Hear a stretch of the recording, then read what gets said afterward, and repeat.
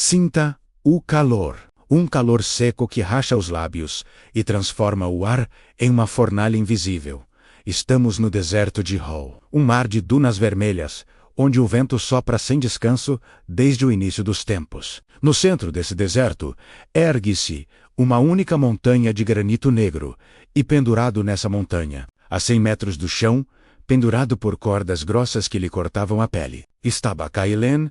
Caelen era o maior mestre pedreiro de sua era. Ele não construía casas ou pontes. Kellan construía imortalidade. Ele era consumido por um terror profundo e silencioso.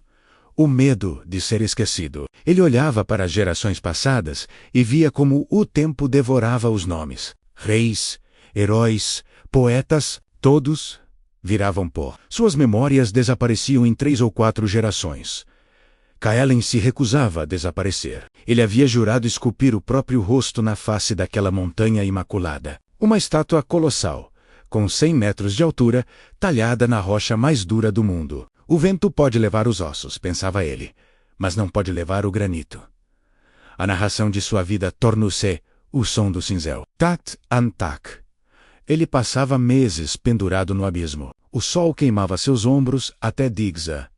Lazem carne biba. A poeira de pedra entrava em seus pulmões, fazendo-o tossir sangue. Seus dedos atrofiaram no formato das ferramentas. Caelen não via a beleza do deserto. Ele não via o nascer do sol tingindo as dunas de roxo. Ele só via a rocha que precisava ser subjugada. Ele só via o futuro. O futuro onde viajantes, daqui a 1000 anos, olhariam para cima e diriam: lá está Caelen, o grande. As décadas passaram. O cabelo de Caelen ficou branco. Sua visão ficou turva, mas a obra estava quase pronta. A testa larga, o nariz altivo, a curva severa dos lábios. Faltava apenas polir o olho direito.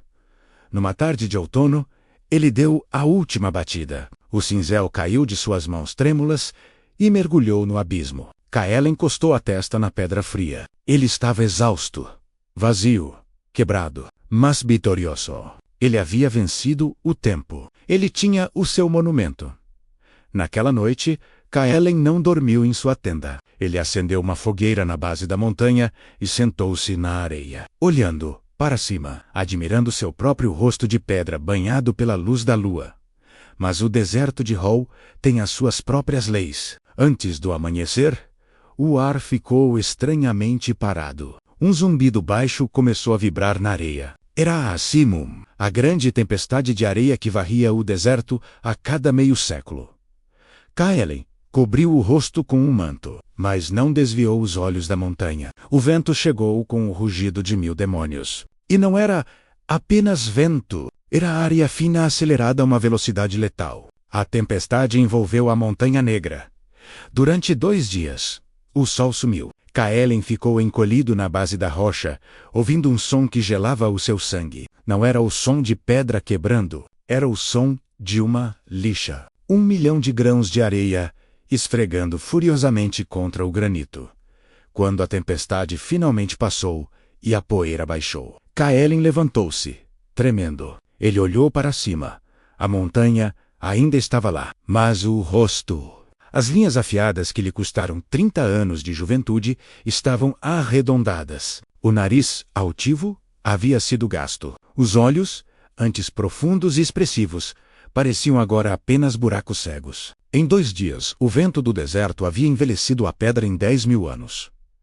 Caelen caiu de joelhos na areia vermelha. Um grito rasgou a sua garganta, um som de puro desespero e agonia. Ele tinha sacrificado tudo: o amor, o descanso, a saúde, a própria vida, em troca de um bilhete para a eternidade. E a eternidade havia acabado de rir na sua cara. A montanha não era imortal. Ela era apenas areia mais lenta. O tempo devorava o granito com a mesma fome com que devorava a carne.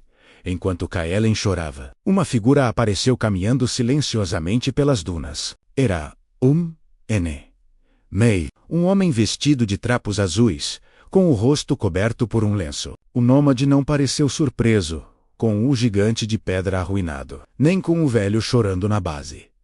O nômade sentou-se a alguns metros de Caelen. Com a ponta de um cajado de madeira, ele começou a desenhar na areia alisada pela tempestade.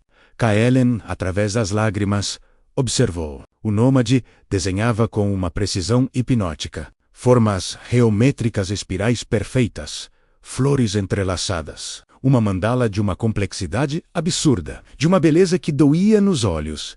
O nômade passou horas ali, concentrado, focado apenas na ponta do cajado e na areia. Quando terminou, a mandala cobria um espaço de 10 metros. Era uma obra-prima. Kaelen prendeu a respiração, maravilhado com o que o homem havia feito. Então, o vento soprou novamente, uma brisa normal do fim de tarde. O vento varreu a superfície da areia. Em menos de 5 segundos, a espiral perfeita desapareceu. A flor sumiu. A areia voltou a ser um quadro em branco, sem nenhuma marca de que o desenho um dia esteve ali. Kaelen sentiu um nó na garganta. Ele olhou para o nômade, esperando ver a mesma fúria, a mesma tristeza que o consumia. Mas o nômade estava sorrindo. Ele pegou o cajado, levantou-se, bateu a poeira das roupas e começou a caminhar para longe, sem sequer olhar para trás. Kaelen levantou-se, cambaleante. Espere!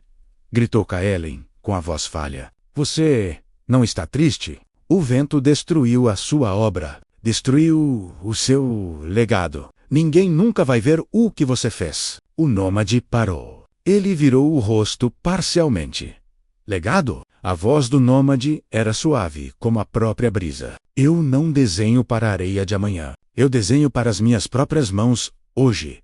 O nômade apontou para a montanha de Kaelen. Você sofre, escultor, porque tentou amarrar a sua alma a uma pedra. Você tentou fazer o mundo prometer que nunca te esqueceria. Mas o mundo é um rio.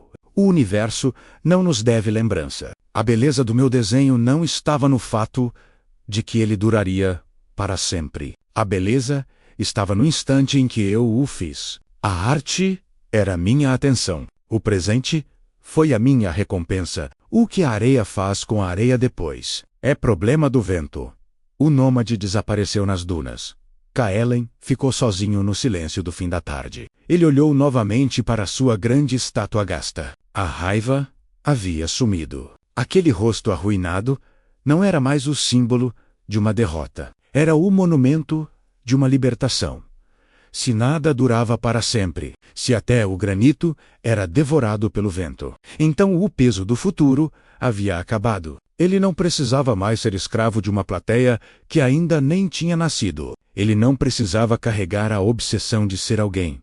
Ele olhou para as próprias mãos, calejadas e tortas. Mãos que haviam trabalhado com excelência. A excelência já havia sido vivida. O trabalho já tinha sido a sua própria recompensa. Pela primeira vez em 30 anos, Kaelen percebeu a temperatura agradável da brisa. Percebeu a cor do céu.